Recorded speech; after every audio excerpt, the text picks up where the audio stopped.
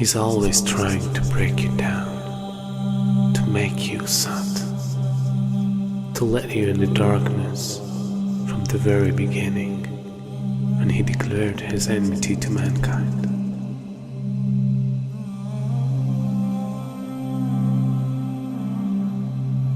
And throughout the history, he caused evil and destruction between every nation.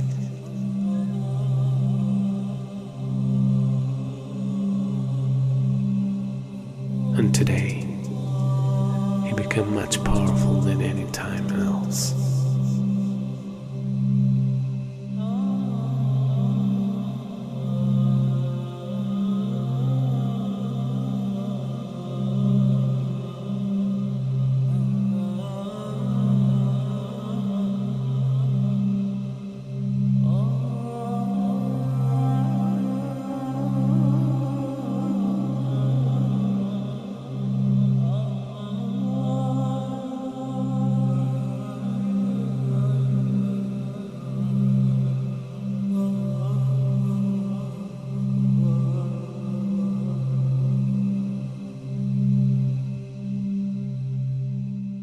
A new world order, a world where the rule of law, not the law of the jungle, governs the conduct of nations.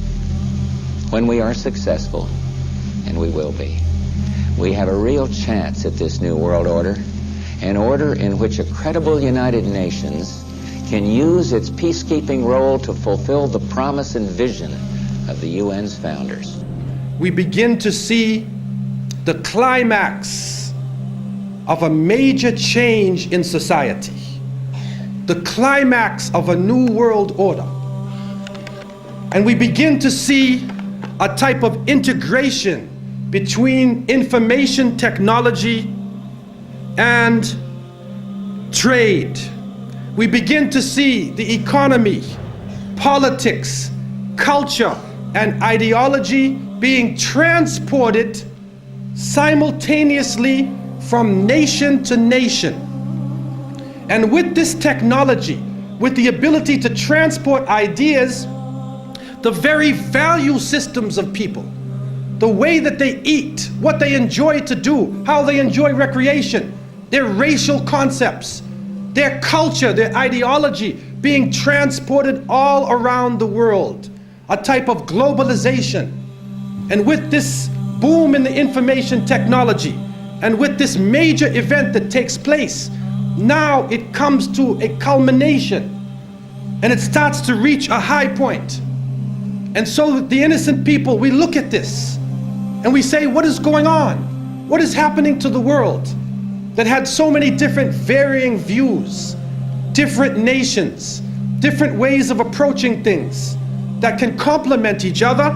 Now we see politics is stripped of real power, that the economy governs all social exchange.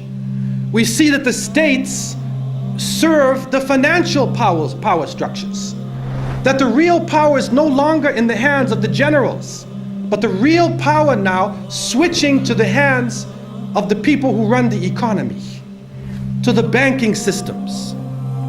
And then we see that politicians play the role of public relations officers, only to control the masses, either by lulling them to sleep or by terrorizing them. And then we see that the masses of the people become helplessly preoccupied. Their lives are now bombarded with a series of cultural events. And these cultural events start to become the most important things in their lives.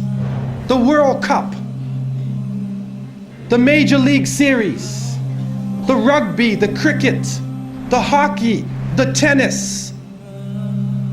Whatever the sport may be, we see whole nations coming behind sports.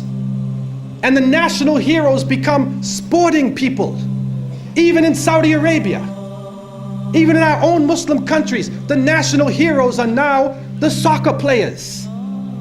Who kicks the little ball inside of a net?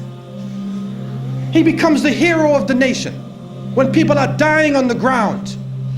But yet we become preoccupied with this. And it becomes a type of indoctrination happening to us.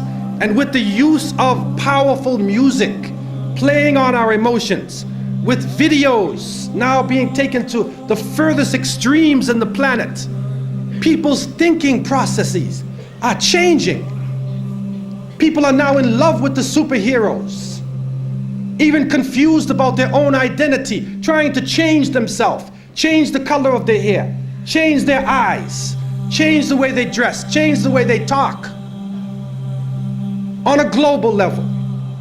And then we see drug addiction reaching a point that humanity has never seen before. And after traveling to over 36 countries, looking at the Muslims and being with them, I have found that in all of the communities that the young people are being confused with drugs. It is pouring into our countries. No matter what form it takes, cocaine, LSD, psychedelic, depressants, put you up, put you down, confuse you, but create a false world and give you a false dependence so that you become dependent on the chemical. You forget about Allah. Your God becomes the pusher. Your God becomes the chemical. And so creating this dependency amongst the masses of the people.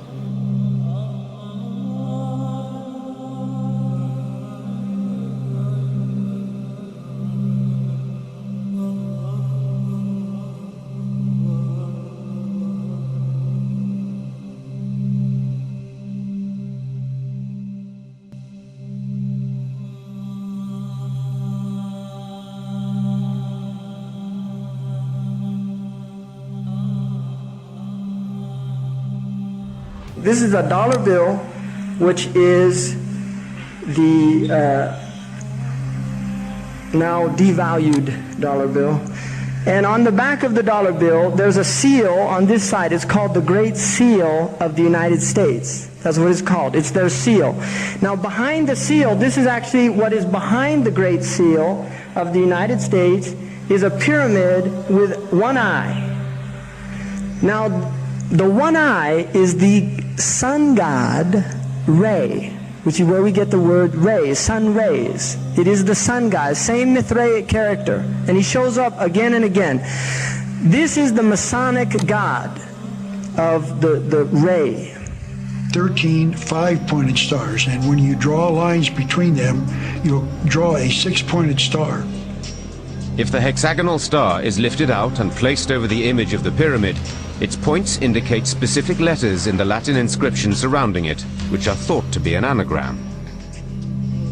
Inside the American Dictionary is the word anagram, which is the intentional scrambling of the letters of a word to conceal the real word. So if you re-scramble, you get Masons. This is how we know that the Masons originated the drawings for the Great Seal of the United States. This search for concealed meanings in the iconography is not confined to the imagery alone. It is claimed that the number 13, the most ominous number in Western tradition, is hidden throughout the symbols on the $1 bill. They point out the repetition of the symbolic number 13. There are 13 leaves on the olive branch in the eagle's right claw, 13 arrows in the left claw, 13 stars above the eagle's head, and 13 bars and stripes on the shield. Count the feathers.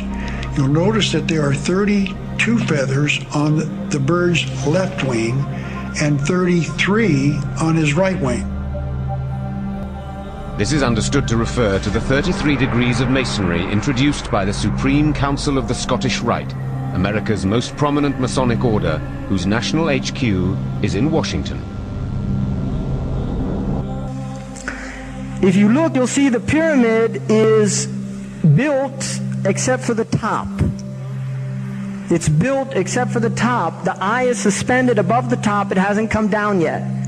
Because they believe until they finished the Masonic project, which is the what they say on the bottom, Novus Ordo Seclorum, and then Annueta Cheptis, he is pleased with our project. In other words, the God they believe in is pleased with our project. What is the project? This is the question. What is the project that this God is pleased with?